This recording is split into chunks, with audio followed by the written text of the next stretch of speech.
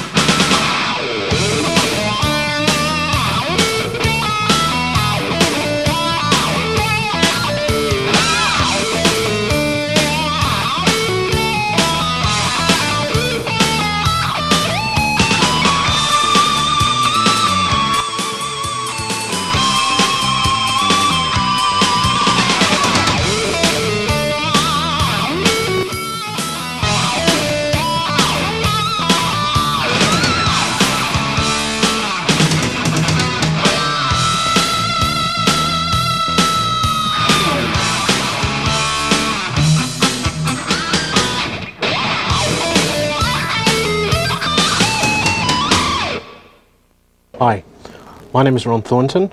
Welcome to our look at surfacing techniques. What we're going to be doing on this tape is we're going to be taking the object, a spaceship that was created on the first tape, and we're going to be applying surfaces to it. This is going to require using Photoshop as well as Lightwave and Modeler. So let's get right down to it. The first thing that we need to do is make sure that the model itself is orientated correctly for mapping. So it's better to have a ship facing nose down the plus Z axis. The reason for this is that when you cylindrically image map something along a particular axis, the top of the image will appear somewhere. You can change that by changing the values of the texture size, but in the case of this, it just makes it a lot easier if the nose of the ship is pointing down the plus Z axis. So what I'm going to do here first of all is position the cursor right in the middle, and I'm going to hit the R key twice. That rotates the ship around. And the other thing I'm going to do is move it so that the center of gravity of the ship is approximately over the 0 mark. So let's use the control key to constrain, and that looks around about where the center of gravity would be. It's very important to position this, even though later on in layout you can modify the pivot point of an object by moving it around. It's probably a lot easier just to have the local origin of the object to be at 0, 0, 0, then at least when you pan it and move it around during the course of the surfacing, then you don't have to worry about it. So I'm just going to save that object now. Okay, so let's go into Lightwave. I'm going to replace the object.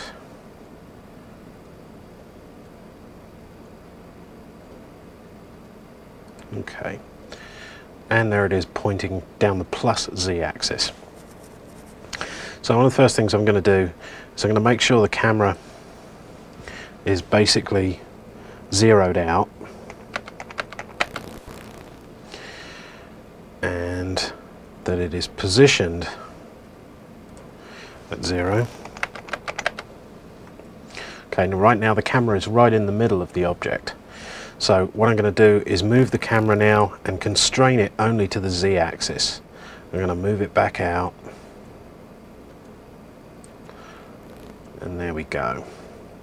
I'm going to create a key at that point just to make sure it stays there. Now the object itself, what I want to do now, I want to rotate the object so the nose of the aircraft is pointing upwards. That's 0, minus 90. Okay, I'm going to create a key there. Now I want to really move the camera back. What I'm doing here is, by moving the camera back and by increasing the focal length of the lens, you will get rid of any perspective distortion, and you'll foreshorten any image that you render into basically a flat image. And what you need to do this for is as a reference for the custom textures that you're going to make. So let's move the camera out now, quite a considerable way. Okay, let's create a key there, and go into camera, and let's change the zoom factor to about 40. Okay, now that looks better because you can see no perspective distortion on the object at all. So what we're going to do here is we're going to render up the rear wing surface, because it's the one custom planar image map that we're going to be making on this. So let's just change the camera focal length, zoom it in a little bit more, let's make it 70. Looks pretty good. And move the camera down to center it a bit more. Okay, great. Then with the L key, we turn on limited region.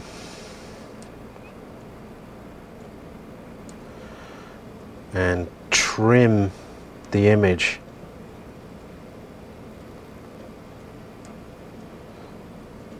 so that we don't have too much waste.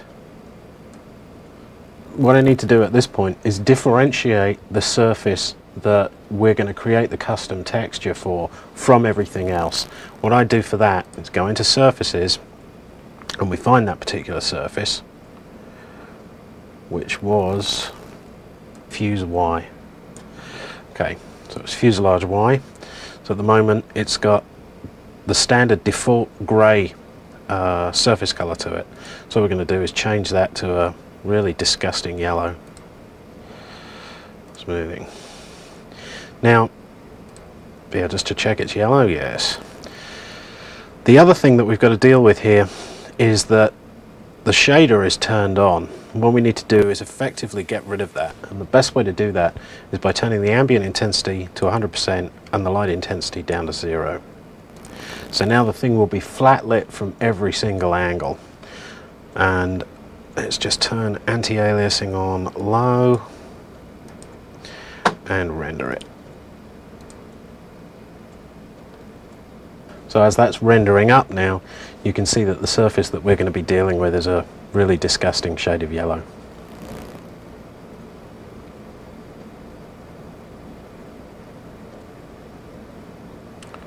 Okay, great. So what I need to do at this point is go into Photoshop. So open this.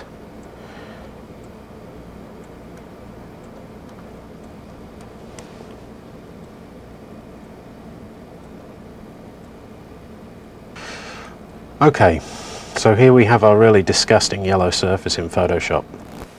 The first thing to do is we need to define that as being the area that we want to work with. So using the Magic Wand tool, I've selected that area. To make sure that Photoshop remembers that, I'll use Save Selection. And what that is now, that's channel 4. So what we can do to create a custom sized image map now is to copy this out of the image that it's in at the moment and create another image that's exactly the right size. Therefore, when you auto size the final image, it will fit perfectly to the geometry. So we use the copy command, then close this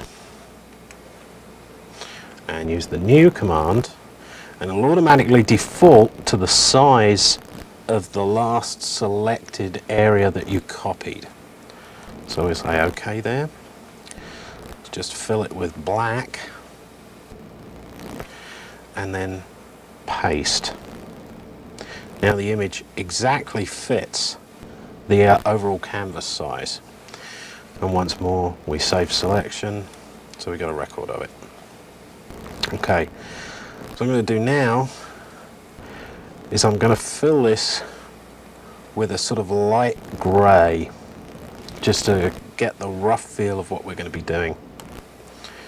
You can either do that with the fill bucket, or you can use the edit fill command, which will fill it either with your foreground colour or a predefined pattern. So there it is. Okay. The other thing is that when you automatically size an image map in Lightwave and texture anti-aliasing is turned on, what will happen is Lightwave will try an anti-alias between the edge of the image and the black area that's on the outside. So the effect that you'll get will be a thin, smudgy black line all the way around your automatically sized texture map. So what we do here is we slightly expand the image by using the stroke command. So we use edit, stroke, and we want to give it maybe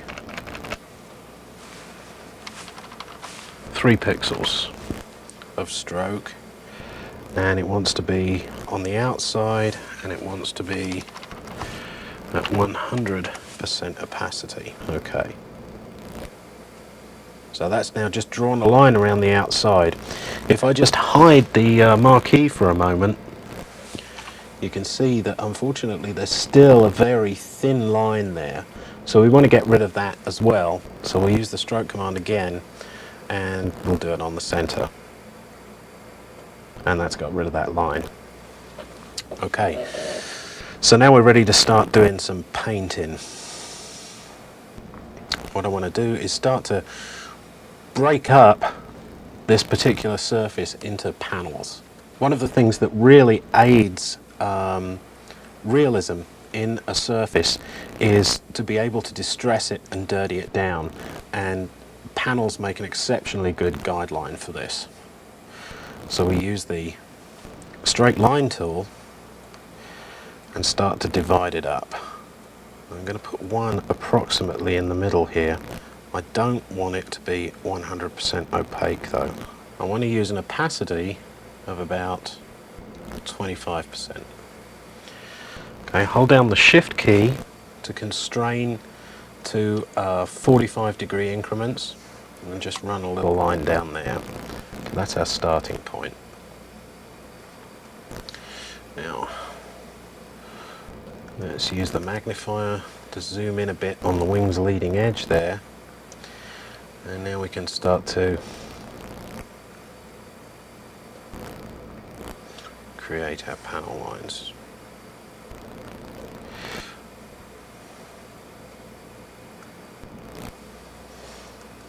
Let's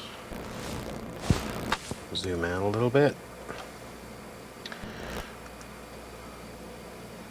So a lot of this is just fairly laborious and repetitive, but unfortunately you've got to do it.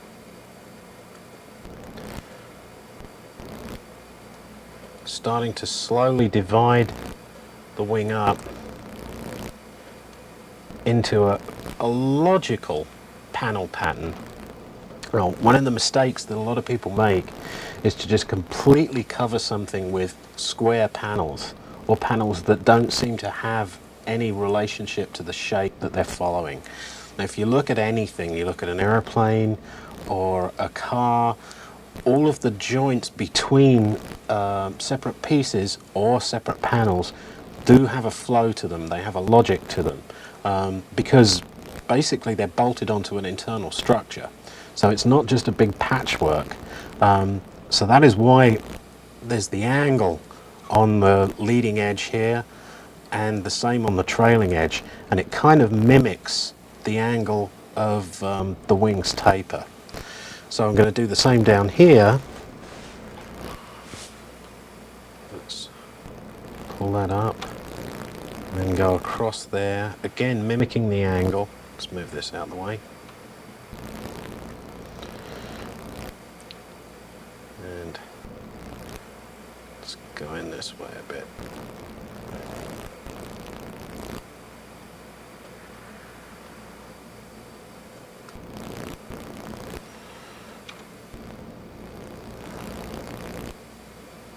Just continuing to patch it up.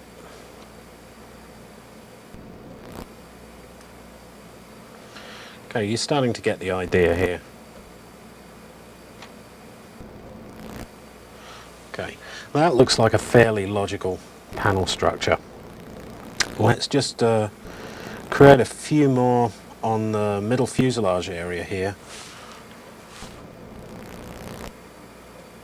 And then we can start to play around with values.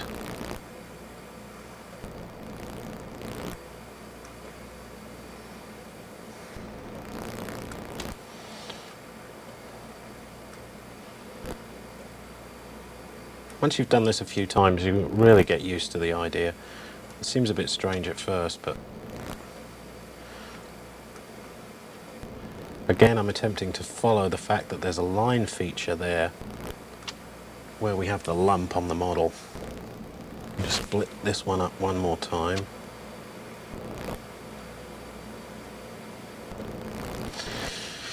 Now what we can do is start doing some selecting. By double clicking on the tool itself, you can adjust the tolerance of any of this. What I'm going to do is I'm going to take the tolerance down to about 2, because I don't want it to select any of the lines themselves. So now, just select none. What I do is I can select the panels piece by piece, and by using the Shift key, I can add to the existing selection.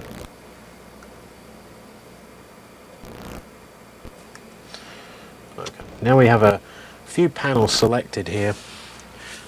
Just to avoid confusion, I'm going to hide that marquee. It's a particularly annoying feature that Photoshop has. Control H removes it, even though those areas are still selected. So now we can go to Image Adjust, Brightness and Contrast, and then we can just darken all those panels down all simultaneously. What you want to do at first is just to break up the whole thing with a number of different values. So I can go select none. Now let's go for some other panels. I think I'm going to need to, yeah, the line there has a gap in it. So if I were to touch this area here with the magic wand, it would select in there also. So what I have to do is I have to go back to my line tool again, select none, and I have to redo this line here.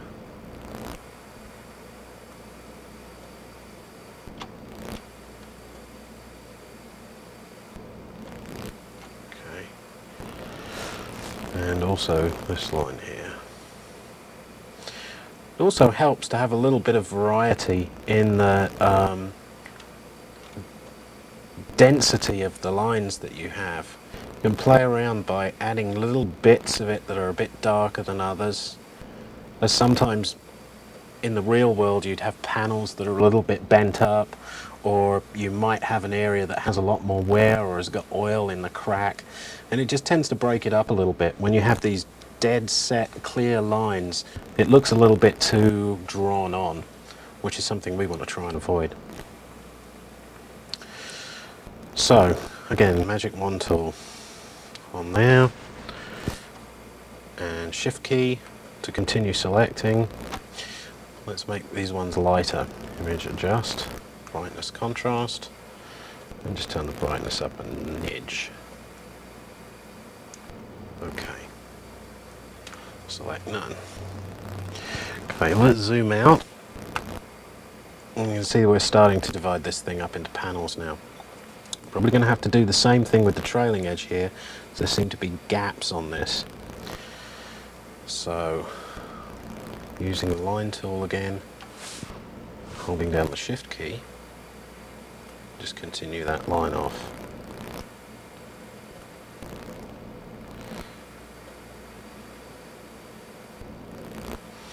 This whole thing is fairly freeform. It's not as exacting as it might seem, because you can just play around with this to your heart's content until you come up with something that you like. Okay. So let's just select the control surfaces on the back here, and let's make them quite a lot darker.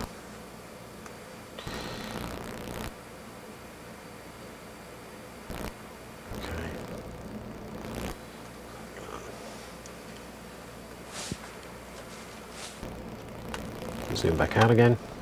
Okay, now what I want to do is start to add a little bit of fine patchwork detail, just random little squares here and there. What I use for that is I'll use the square selection tool. And I'll just start to go in and using the shift key to be able to continuously select more and more areas. I'll just select a whole bunch of small squares. It's kind of helpful to do this. Even though your eye doesn't really see these, it just adds a little bit more detail to the map. And I'm having a tendency to put them in corners. I couldn't explain to you why it works, but it seems to work better to put little divots like this in corners of panels than it is putting them right in the middle. Unless it's a major feature like that. So that's something that you would be able to see from quite a distance, as opposed to the others which you wouldn't. So let's do the same thing again. We're going to hide the marquee. Image adjust brightness contrast. Let's make these all a bit darker. That looks pretty good. Okay. We're going to do the same again. Select none. Do the same again with that tool, but make some lighter chips this time. So let's just go on our random marquee creation.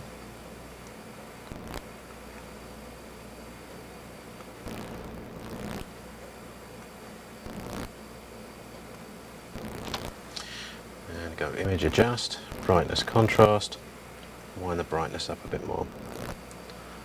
Okay. Okay, so we've got a fairly decent patchwork of panels here. The next thing to do is to start adding some of the aging or dirtying down, as it's known as.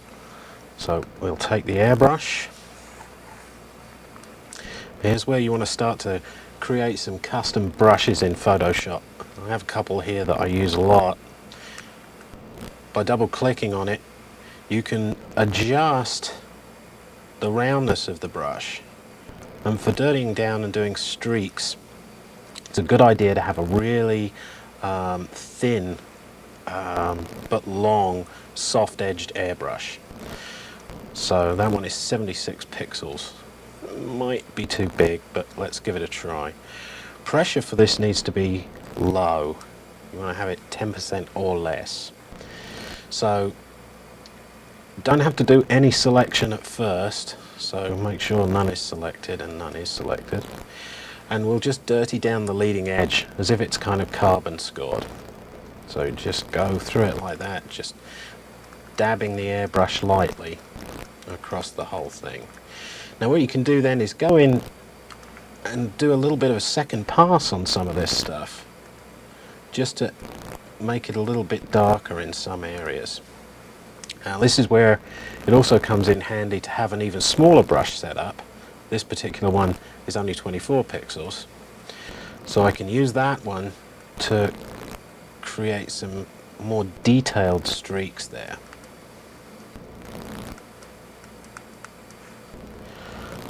Okay. Another tendency is for when you have a line feature such as this, that there'll be a little bit of stuff coming out of it maybe. Maybe it's an oil leak or something like that. So do a bit of that. So, continuing. Now what we need to do is use the lasso tool. And what I'm going to do is I'm going to have some streaks coming out from behind this line. So what I need to do is use the Alt key to make sure that the lasso does a straight line selection between clicks of the digitizing pen. And I'm just going to select me a big area like this.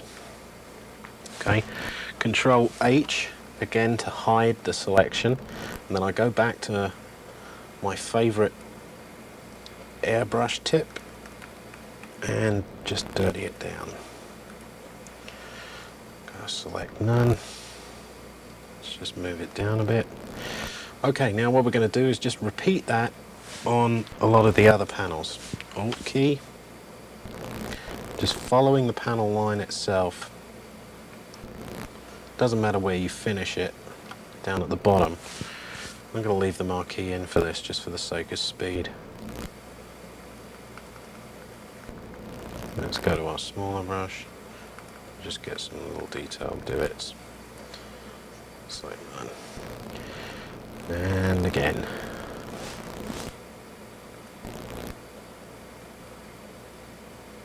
Let's see if we can kill several birds with one stone here.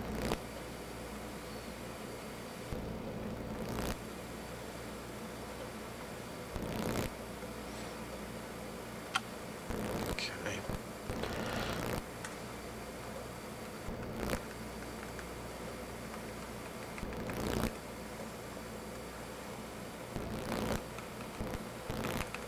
Every now and again it's fun to just do a big blob.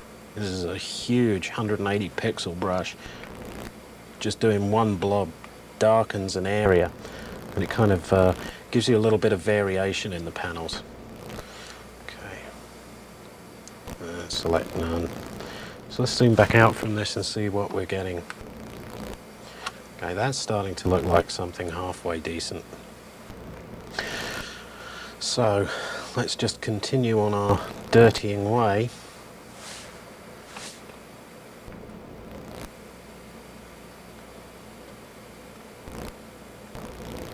And using the Alt key and clicking. Let's use our 76 brush.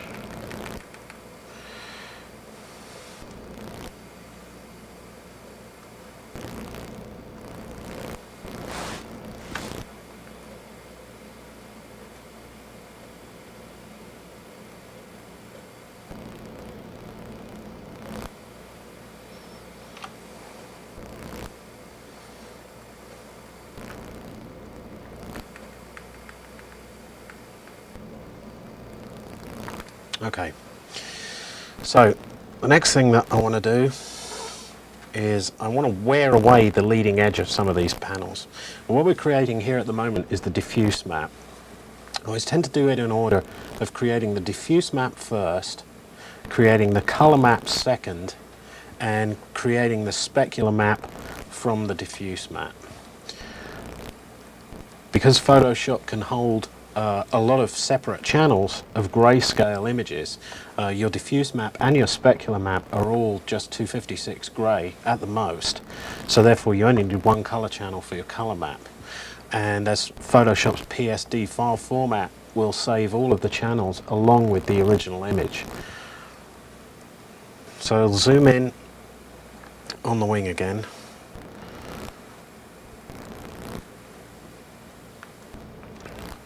Use the automatic black and white tool and a pencil, and let's choose a really small pencil and about a 50-ish% transparency, and we start to just put little divots and dings where this might have been rocks or asteroids or birds or grannies that the spaceship has hit at some time or another, or it's just plain worn out.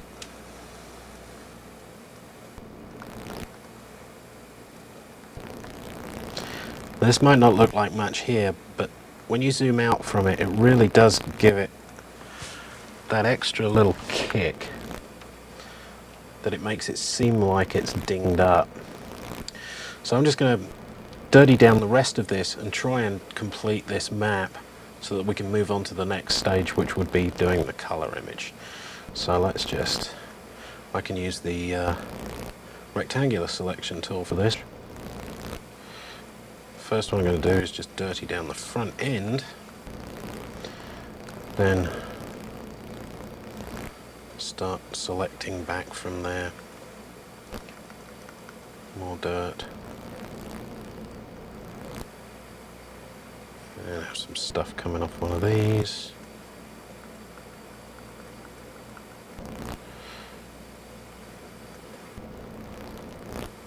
And there's some stuff coming off this.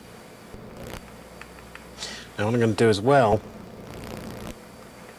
is around the engine area here, I'm going to give a nice big blob of black, because this is a particularly polluting engine. It's diesel or something, I don't know.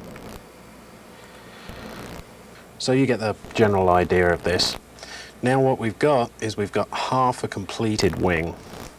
So what we need to do to save us having to draw another half a wing is to select approximately half of it,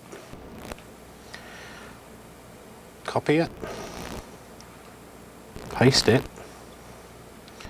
image, flip horizontal, and then by using the shift key and the arrow keys, I'm going to move it across.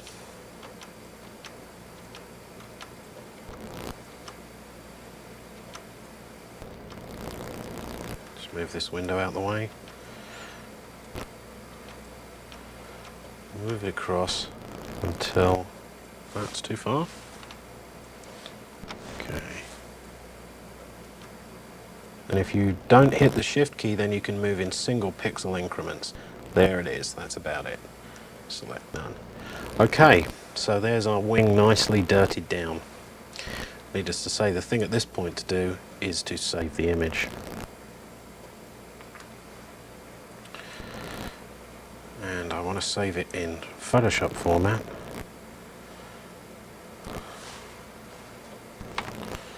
And we'll call this wing. Now I'm also going to have to save the image as an IFF or as a Targa so that Lightwave can read it. So I'm going to do that right now. And save it as an IFF.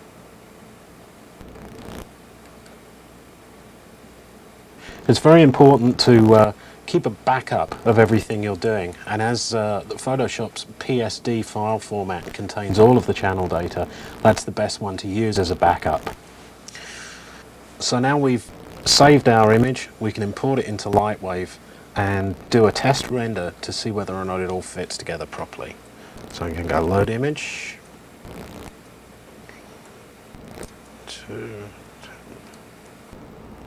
all files,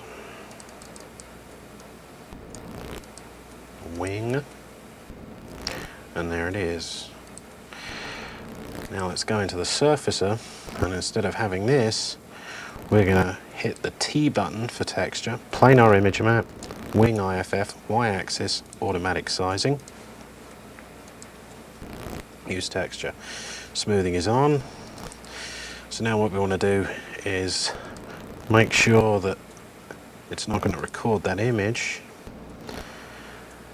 and let's try and reset the camera now back to something reasonable. Let's go to about a 3 zoom factor, and let's turn the limited region off and move the camera back in close to the object. Let's just move it up on the wire a little bit.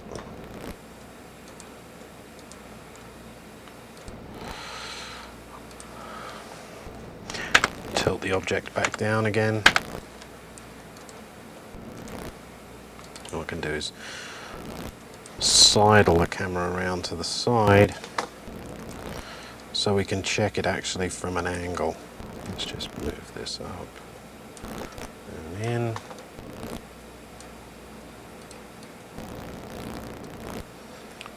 Okay, looks like a reasonable setup. So let's render it.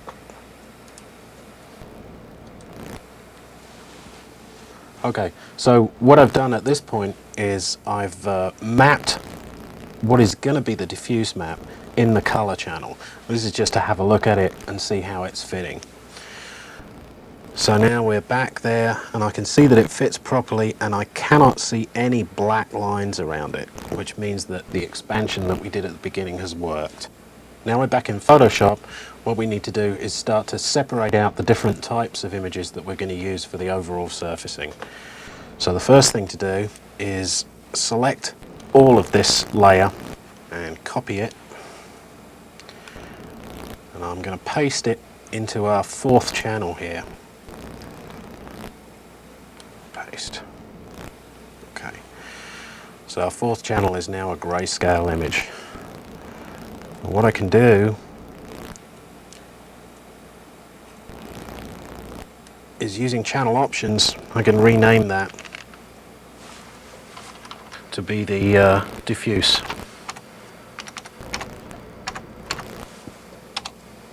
Okay, so now my diffuse is in channel 4. Going back to RGB, I'll select none. Now, what I want to do is come up with a color design that suits this particular shape. And the first thing I'm going to do is create a selection area that's going to maybe give me some stripes or whatever. So let's create a stripey thing here, and then maybe using the lasso tool. And then to have the lasso tool be an additional selection, you've got to hit the Alt key and the Shift key as well. The reason for that is that you want to be able to still constrain its straight lines, but it wants to be an add to existing selection. So let's go there.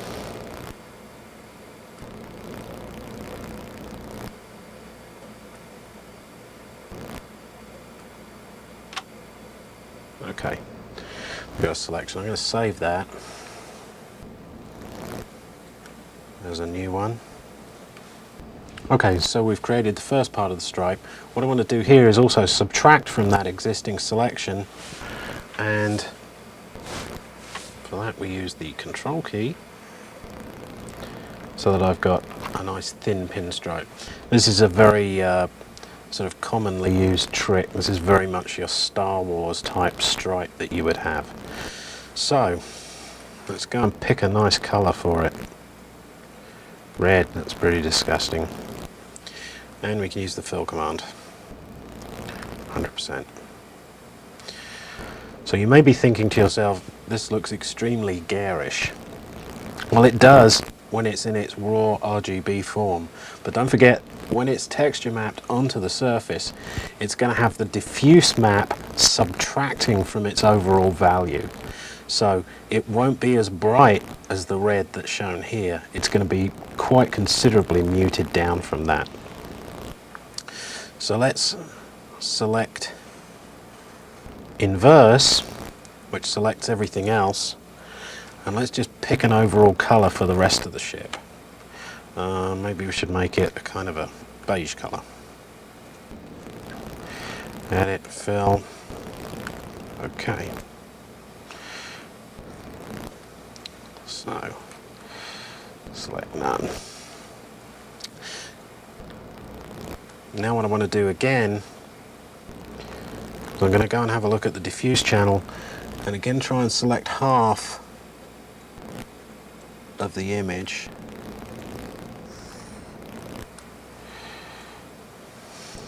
Go back into RGB, edit, copy, edit, paste, image flip horizontal,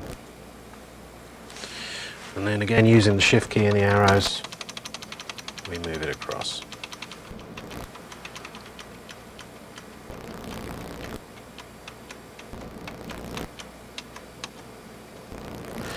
Should about do it.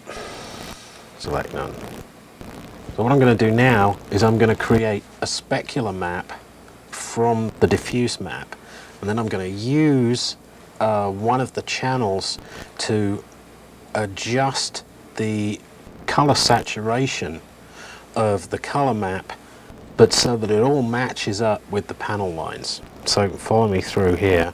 Let's go to diffuse here, select all, edit, copy, new channel, and we'll call it channel 6. No, we won't. We'll call it specular.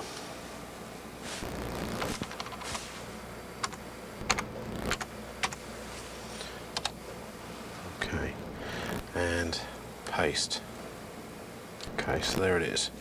And what I want to do at this point is I want to adjust the brightness and the contrast. I want to reduce the brightness way down, because as this is going to be a specular image map, I don't want it to be too shiny, otherwise the whole model will look too plasticky. but I do want to boost the contrast on it. Okay. So the effect that this will have is that at the back area here where it's getting very black, the ship will be totally matte. It won't have any shininess at all. But because the dirt is back there, it'll look more like it's a kind of carbon deposit, because carbon always makes a surface a slightly more matte finish. And also what we're getting out of this is the little chips and divots that we took out using the pencil tool are getting quite bright as we're increasing the contrast, which means they'll be extremely shiny. So as the ship rolls through any axis, the camera will pick up tiny highlights on the leading edges of these panels, and it just tends to give a more realistic look. So there's our specular. Okay, now we go back to RGB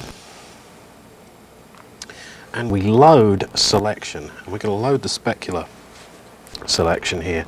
Again, we use Control H to hide it because it's a bit confusing. Now we're going to adjust the hue and saturation, and what I'm going to do is drop the saturation down a bit. Now you can barely see that, but it does make a difference. It's kind of graying out some of the areas on the image. What I'm also going to do is lighten it a bit, and it should make it a little bit more obvious. There we go. There we go. Maybe even a bit more than that. What this is doing is it's nicely breaking up the color map as well, so that you're getting a lot of different values. You're getting layer upon layer of them. So you're getting 256 different values from the diffuse map. You're also getting different values from the specular map, and we're applying different values to the color map as well. So I mean, you can just calculate it through. The number of different colors that you're getting is actually exceeding the 24 bits that you have. So let's go OK on that, and I think that looks good now for the color. So we have our diffuse map, and we have our specular map, and the RGB on this is our color map. So now what we've got to do is separate them out and save them away, and then load them into Lightwave. So to split all of the images up, first of all what I'm going to do is save the color image.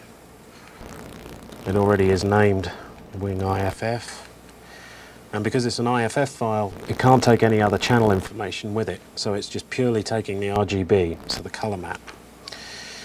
So now what I'm going to do is go to the diffuse and select all and copy. Now file new, and again it's going to be the same image size. Edit, paste. Now I can save as, and this would be Wing Diff.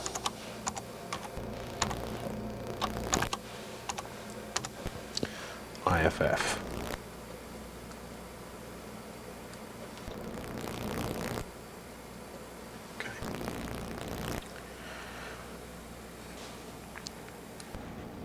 Okay, so now we do the same with the specular. Edit, copy, file new, and paste it in, and save as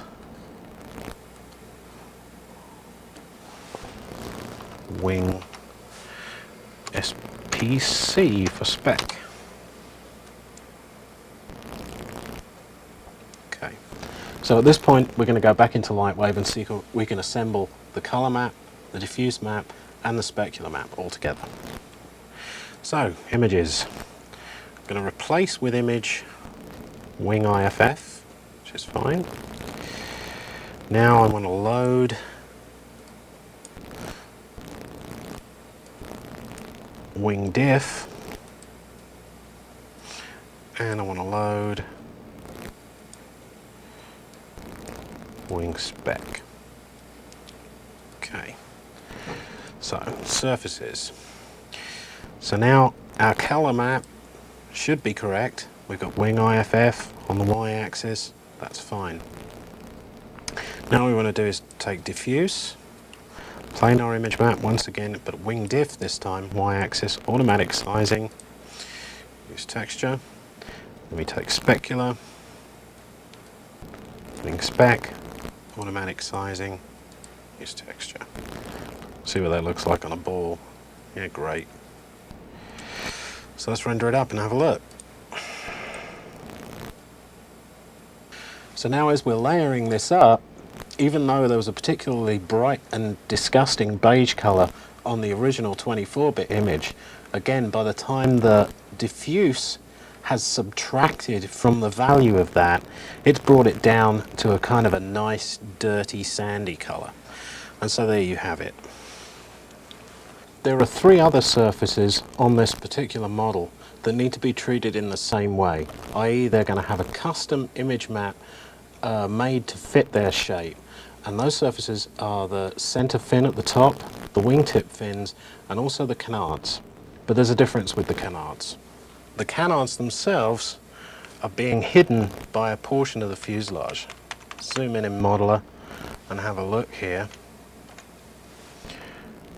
And once it redraws, you can see that because they're below the center line, they're going to be eclipsed by a portion of the side of the front of the fuselage.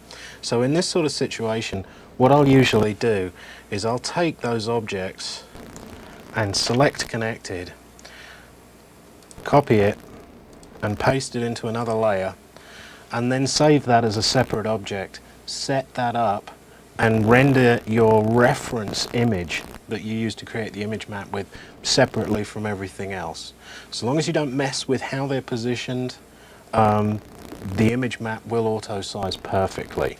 So you just use the same technique as the wings again. So finished, the canard image map looks something like this. Okay, so now we have the wing surface itself mapped. This model in total only really has 3 different types of mapping on it. It has the planar mapping for the wing surfaces and for the tail surfaces.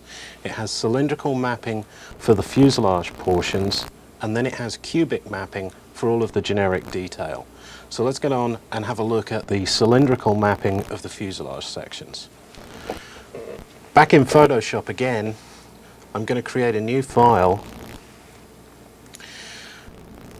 and I'm going to pick the color from the previous RGB to match. Now, unfortunately, this is a grayscale image, so I've got to mode change that to RGB. And then I'm going to fill that with that color.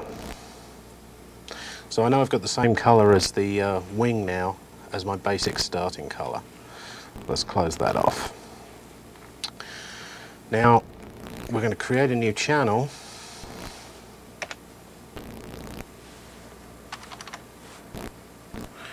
And call it diffuse.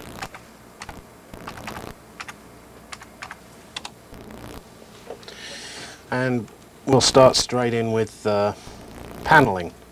Now, when you're doing a generic image map that goes around a cylinder, for example, you're creating basically a rectilinear shape on the image map itself, and then it gets wrapped around it. So it will conform to a certain extent to the tapering of the cylinder or whatever. So when you paint the image, you're painting basically a flat piece of paper that's going to be wrapped around the object. So using the Shift key to constrain your line tool to 45-degree increments, you can start making your crossways panel lines. And I always tend to make this go the full length of the image acrosswise, because what will happen is the right hand side of the image will eventually connect up with the left hand side of the image, and you want to try and avoid a seam there or having a panel line come to an end and then not continue on. And as most things are built in rings anyway, if it's a cylindrical type shape, this gives the impression of having that. So again, it's the same as before. You just start to break it up with the panel lines, gradually going through it, creating a patchwork. One of the things that I tend to avoid doing on this is doing too many angles that are not rectilinear. For some reason or another, this doesn't look particularly good when you map the images, unless they're matching a particular piece of detail that you've done. For example, if you've Booleaned a trapezoidal hole into an object, and you want the image map to reflect that, then yes, have a certain number of diagonals. But if there's nothing there to require them being there, then don't use them. So I'm just going to undo that. So you've been through this one before, and you know where we're going with this. Okay, so you get the general idea of that. So here's the finished version all cross-hatched up. Now I want to show you another technique that we tend to use for creating things like small hatches. Again, using the square marquee tool,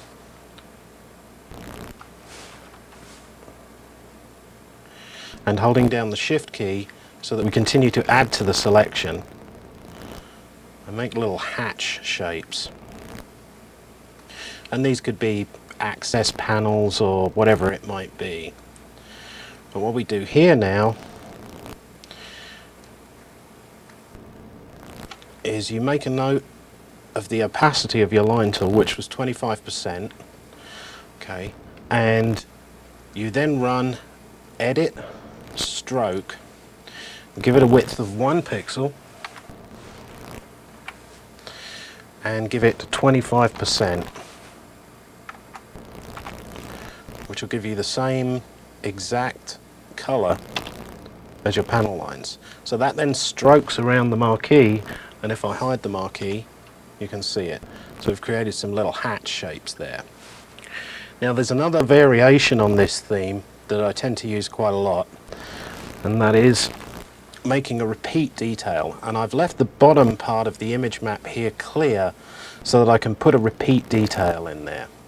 So I'm just going to select none, then do the same again here. Just select a square area and run stroke on that.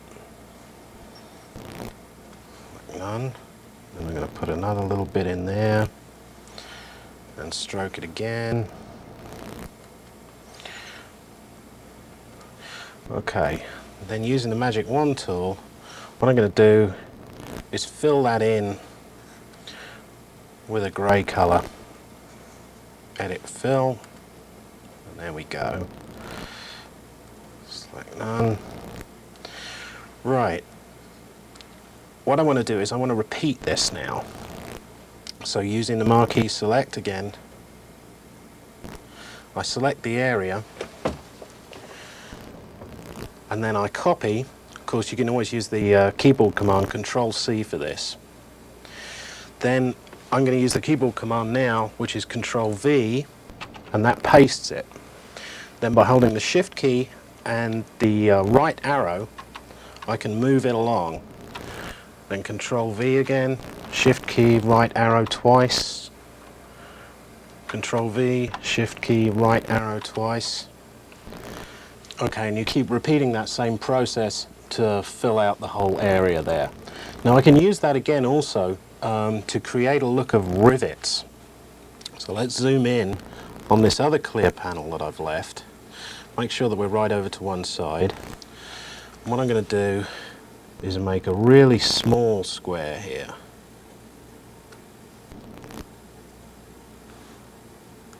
And stroke it. Let's have a look at that and see what it looks like. That's maybe a bit too faint. So what I'm going to do is just stroke it again.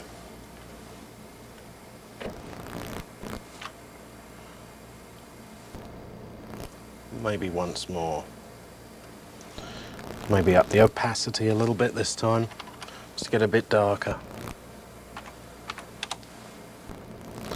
Okay, that looks better. So now, being very careful with the marquee select tool, can select that whole area and Control-C, Control-V, and just use the single arrow key only, not using the Shift key this time. Now I can select both of those.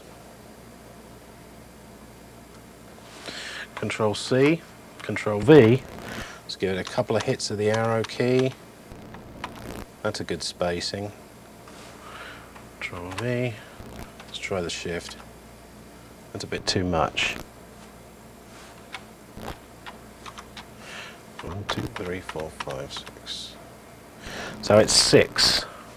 I'm using 6 hits of the arrow key. 1, 2, 3, 4, 5, 6. Control V. 1, 2, 3, 4, 5, 6. And once again, it's another one of the repetitive tasks. But once you're done, it looks kind of like this. So now what we want to do is start to vary the values of the different panels once again to break them up. So this time, I'm going to use the magic wand and then holding down the shift key to add select. I'm just going to blast around here with a number of random panels. What I try to do is try and not have any of the panels that are going to be the same color touching one another. So now let's image adjust, brightness contrast, drop the brightness down on these guys a bit. Okay, select none. Now let's go around here.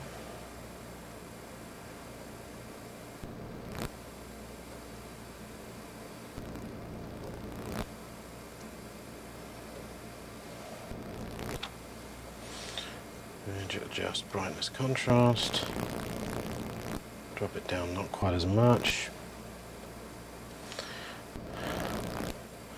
Now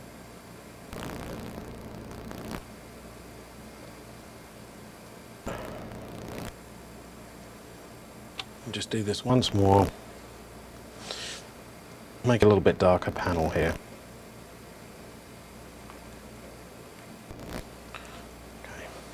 Select none. Now what I want to do to match the color values of the wing map that we've already done, I'm going to need to darken this whole map down a little bit because we started off with a grey background before we started on the wing map, so I need to just reduce the overall value of this.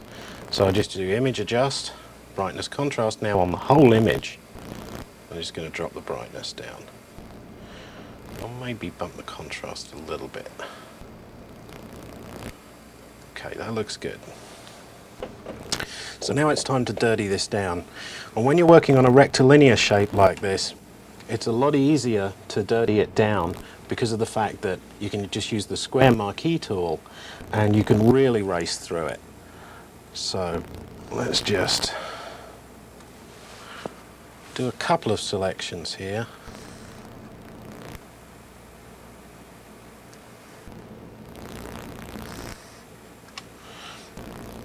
Okay, get our airbrush. Once again using our nice dirt streak.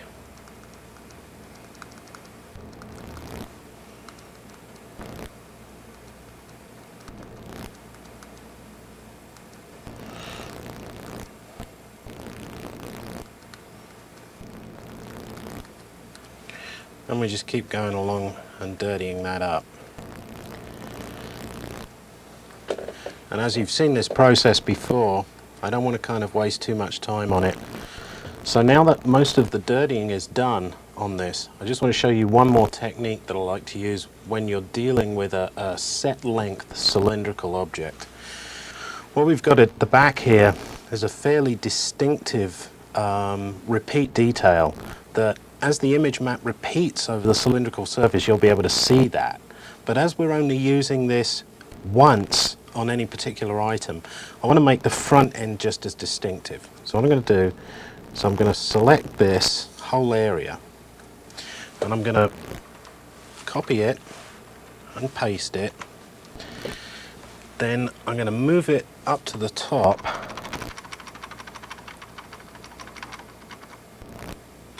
and then what I want to do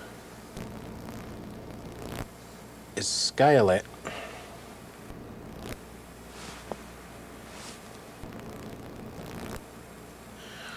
down in the front to back axis.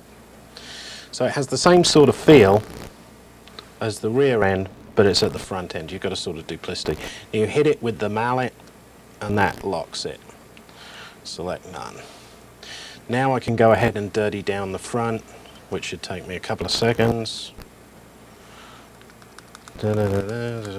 Fronts are always dirtier than backs usually, unless there's an engine there, because this is the stuff that gets hit with most of the detritus, or so I'm led to believe. Okay, done. Now if you want to, you can again go and run the little chips of paint out of it, which we did previously, by using white and a pencil with a fairly low opacity, around 53, and then just going in there and just cutting away your little divots. Kind of depends how worn and beat up you want the object to be, but I'm not going to go through that now. So now we have a diffuse map here that should be just about all that we want. So what we're going to do is we're going to make a specular map out of this, and using the original image to make the specular map from is much better, because everything is exactly tied together, that as the panel lines are darker, they're not going to be as shiny, so you're not going to have this feeling that the ship is just painted on plastic. It really will look more as if there's a hole there. So let's just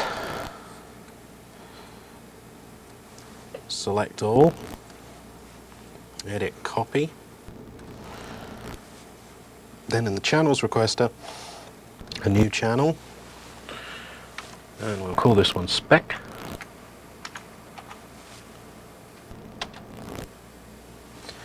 And let's paste into that. Select none. Now we are going to do the image adjust brightness and contrast. Drop the brightness down, but I definitely want to pump the contrast on this one, because I want to demonstrate more with this image map of how specular affects a model and how good it can make it look by having a variety in the specular levels on it. Wind the contrast up a bit more, a little bit brighter than that. Okay, that looks good. So I've got a specular that I'm fairly pleased with there. So we've got our specular, we've got our diffuse, but all we've got at the moment for color is just bland. So what I want to do now is I want to look at the diffuse underneath, but without drawing in it. So when there's no pencil appearing in this column here, it means you're not actually going to affect that diffuse map. You're only going to affect the RGB. So what I'm going to do is do a marquee select of the back, and then using the shift key, also the front. And I'm going to make it look like that's a different material. And the way in which I'm going to do that is I'm going to desaturate it. So image adjust, hue saturation. I'm going to drop the saturation right down, which means it'll go to grey. This is kind of a handy technique to use when you want to create that painted metal feel. So then you get a differentiation between what would be the sort of bare metal or just primered metal and the stuff that's actually been painted. So I select, that's okay. Select none. And let's put a jaunty stripe on it in much the same way as the last one had. Use the shift key and do a little pinstripe. And then we're going to fill that with this disgusting red.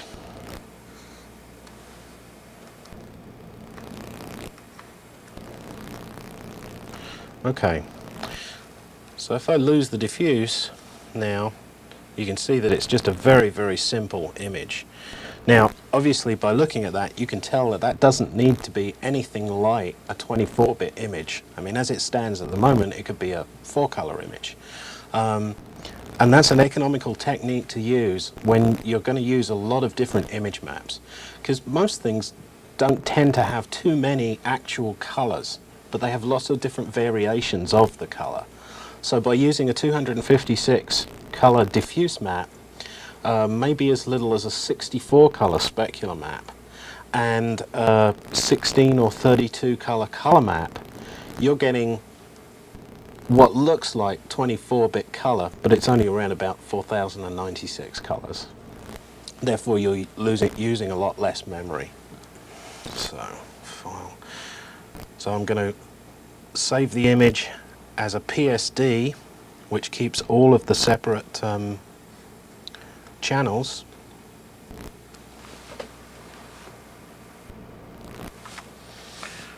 I'm going to call this SIL 1.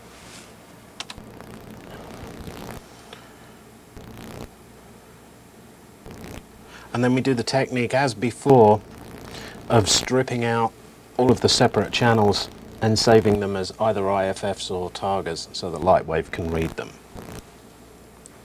So again, it's load image. And we've got SIL 1, load image,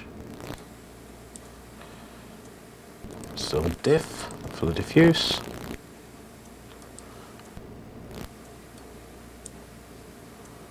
Spec. And it's pretty much the same as before. You choose your surface, which in this case was nose.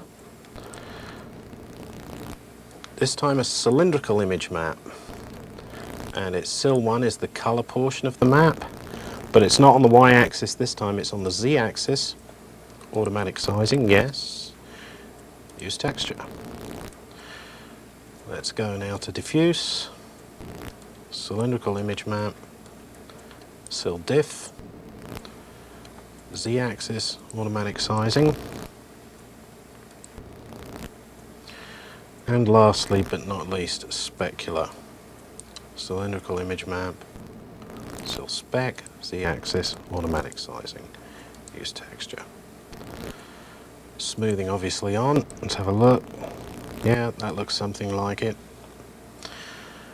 Now what I'm going to do as well here is I'm going to save this surface, because this surface is the basis for creating the other surfaces. When we're going to map the outriggers, the small gun pods themselves, I'm going to use exactly the same surface, but I'm just going to recenter all of the image maps and resize them. And it's just a case of running through each color, diffuse and specular and just hitting the automatic size button, and it'll just pop right onto the surface that you've selected. This is one of the reasons why you go to so much trouble to carefully name the surfaces as you're building the object, because to go back now and start naming these surfaces can be a real pain. So I'm going to save surface.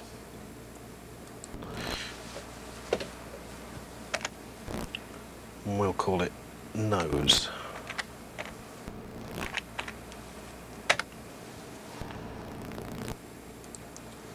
Okay, so let's render that and take a look.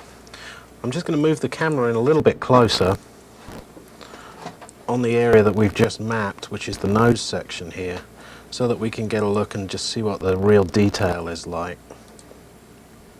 And on the last rendering I did also, the lighting was pretty flat because the light was on the same side as the camera. So I'm going to move the light up above the ship so that it gives a little bit more modeling so we can get a better idea of what it's going to look like. So I'm going to, for this, look through the light and move it up and rotate it around. Great. So let's render it. So the next thing I'm going to want to do is take that surface and map it onto the two outriggers. So let's have a look at the finished one. And that looks pretty good. So let's try and fill in some of the surfaces that we can map with the images that we have already. So let's find the outrigger surfaces, which is gun pod. We load surface, nose is in there by default. And what we do is go into each texture, just hit automatic sizing, diffuse, automatic sizing, and specular, automatic sizing, and go to gun pod 2 and do the same thing. Load surface, okay,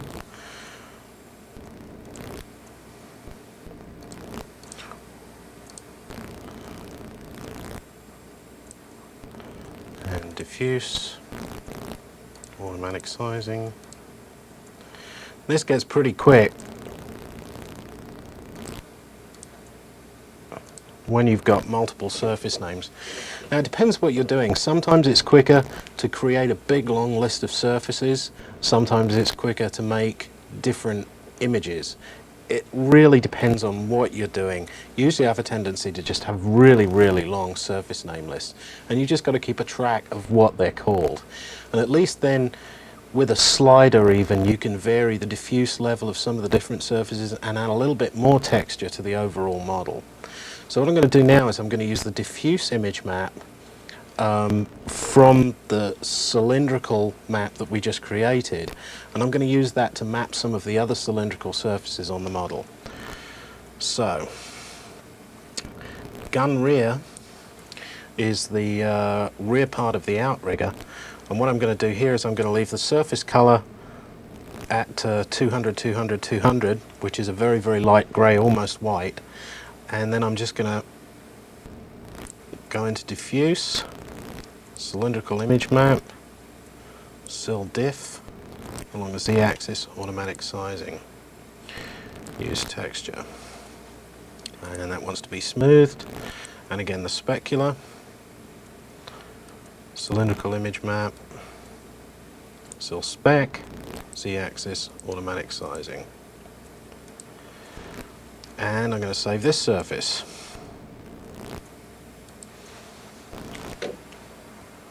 And we'll call this one grey. Okay, so there's gun rear. Now we can go to gun rear 2, load surface, grey, and run through the whole auto size thing. Automatic sizing, yes. And specular. Automatic sizing, yes. Okay, let's choose fuselage, FUS was, and we're going to load surface, grey, and again run through it. Automatic sizing, and on specular, automatic sizing, and the rear part of the fuselage was just fuse 2.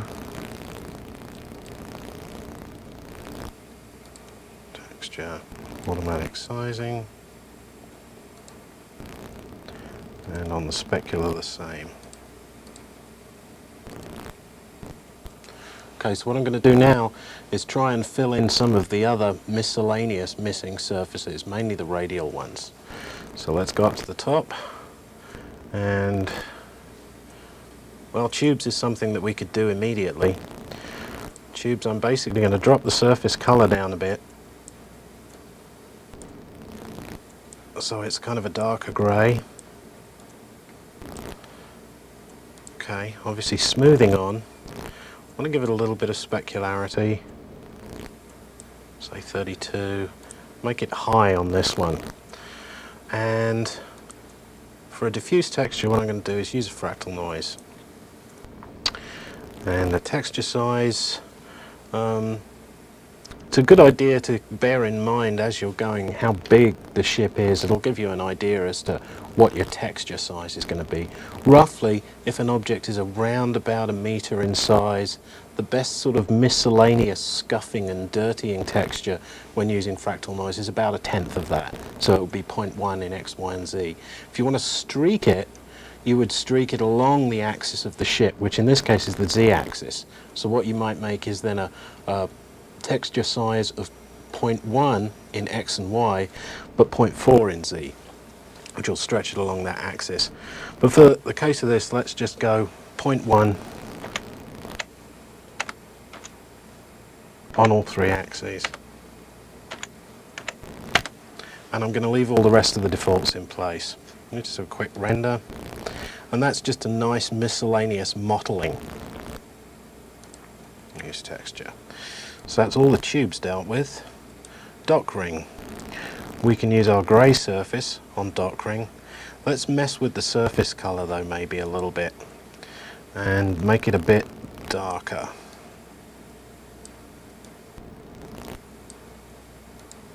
Okay, once again I'm going to have to do the automatic sizing on everything, because it has different texture centers. Okay, let's move on to the next one. Rad fins, the radial fins that are going around the fuselage. Now, on these, as they're basically blocks, you don't want to smooth them, so you want to keep the smoothing button off. And we're going to basically do a similar thing to the tubes. We're going to drop it down to a darkish grey.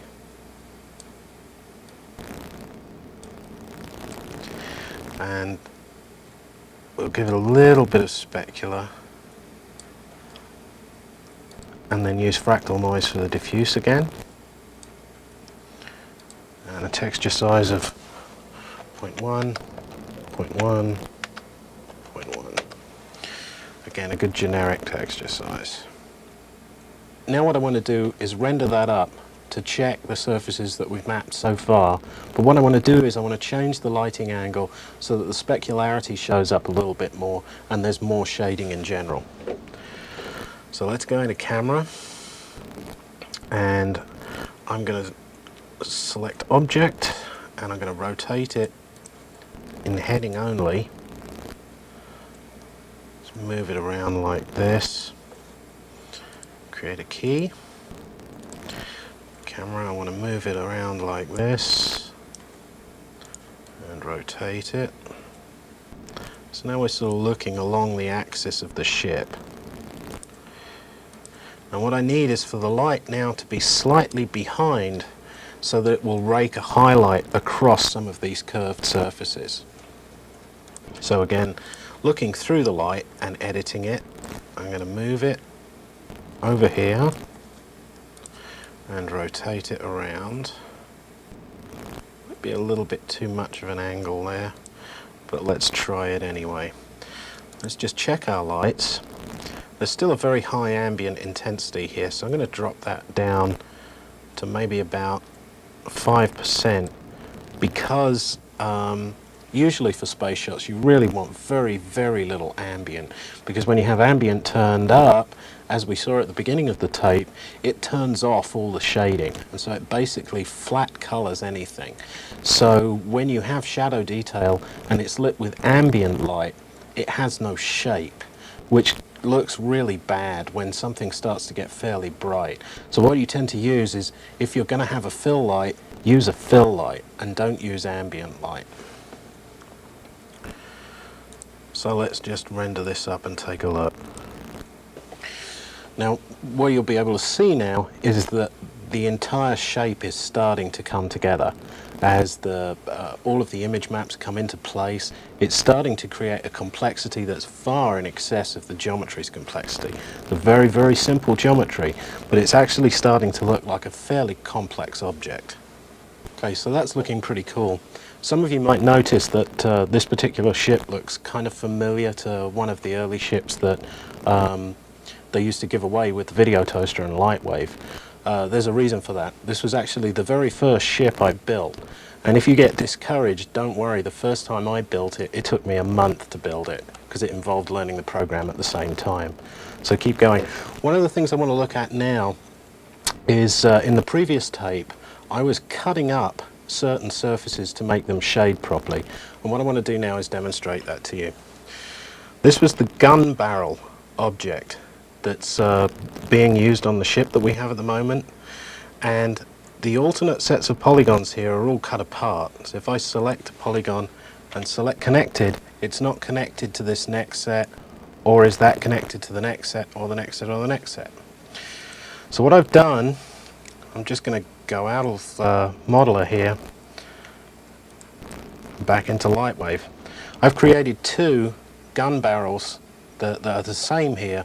One of them has all of the points merged in it, and one of them has all of the points cut apart, and you'll get to see the reason why we cut these things up. So let's go into surfaces and surface them. Gun barrel, we'll make it nice dark grey. Okay, and give it a fractal noise diffuse, and let's give it a texture size of 0.1, 0.1 and 0.4 to get that streaky look that I was talking about. Use texture, and we'll turn smoothing on. Now the normal smoothing angle is 89.5, which means that anything that goes above a 90-degree angle will not be smoothed across. You can vary this to have a similar effect, but I just find it easier to make sure that you detach the whole thing in the model in the first place. It doesn't really cause too many problems. Alright, I'm going to give it a little bit of specular as well, and let's render it and take a look. Almost immediately you can see that it's created this blobby, doughy looking thing for the gun where it has the points merged and there are nice crisp sharp edges on the other one.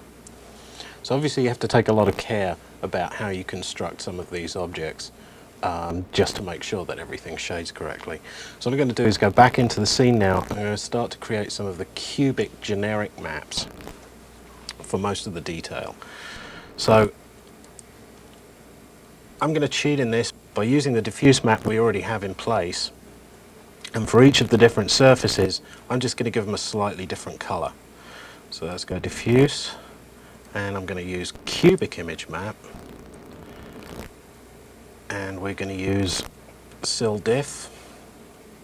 Now usually what I want to do for this is to have a much more generic map that didn't have these fairly distinctive lines of repeat detail on it.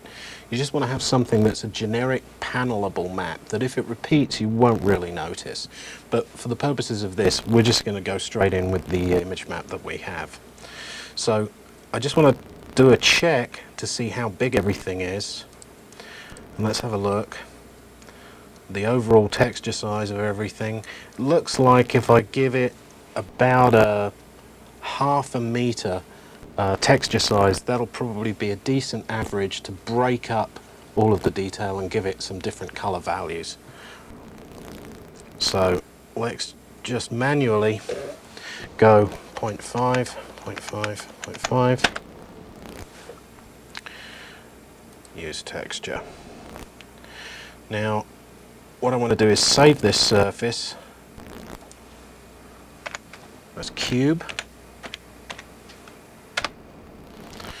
Right, let's find 91, load surface cube, and let's just change the color a bit.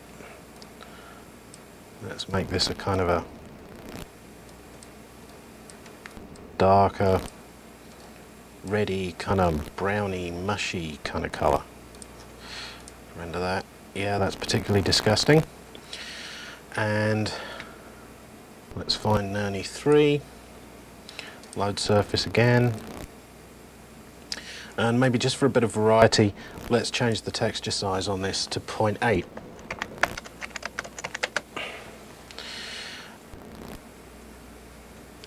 Use texture and change the color to maybe more towards the real dark blue-gray. Okay, just render a test. So whilst we're still in surfaces now, I'm going to map the engine. Where is it? There it is, engine. And what I'm going to do for this again is load the grey surface, which we had before. I'm going to darken the colour down to a nice dark grey. Okay, I'm going to make it high specular on it, smoothing. Let's try rendering that up. That should be interesting. Again, what we need to do is do the automatic sizing on this, on both the diffuse and the specular. Okay, I'm going to go one more cylindrical surface in here. That's inch sill. Go and load surface grey. And do automatic.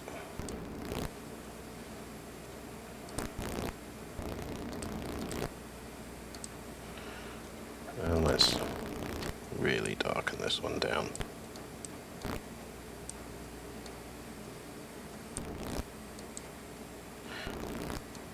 Now the wing tips themselves They're like little aerodynamic tanks on the wingtips. You could either put a generic type surface on that or a cylindrical surface. Just for the sake of ease in the demonstration here, we'll just make a nice grey surface colour.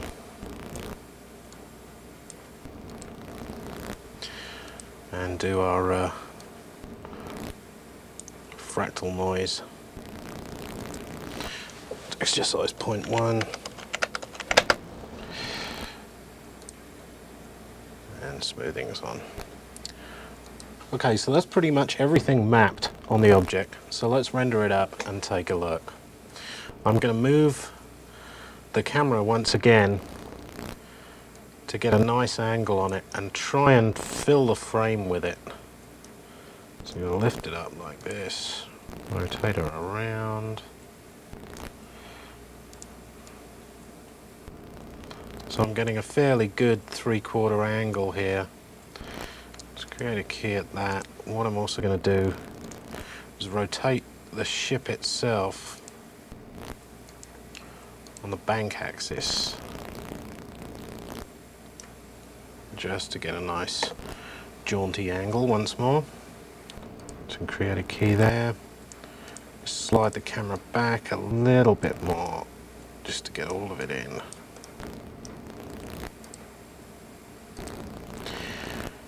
Now let's render it up and see what we've got.